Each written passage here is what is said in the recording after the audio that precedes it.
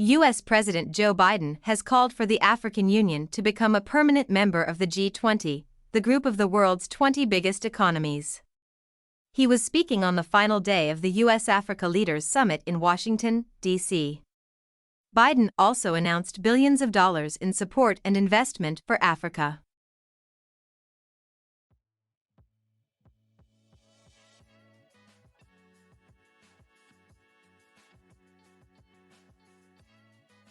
President Biden participated in two leaders' sessions at the summit, one on the African Union's Agenda 2063 plan to transform the continent over the next 50 years, and one on ensuring food security.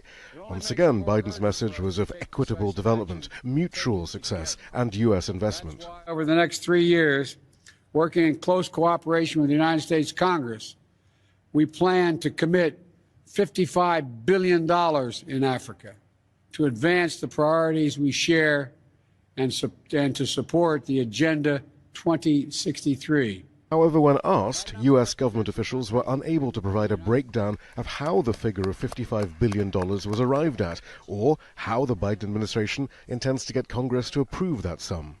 The president of the African Union welcomed the U.S.'s renewed commitment to Africa, but called for Washington to end its economic sanctions on Zimbabwe and its plans to sanction other African countries via the so-called Malign Russian Activities in Africa Act, still working its way through Congress.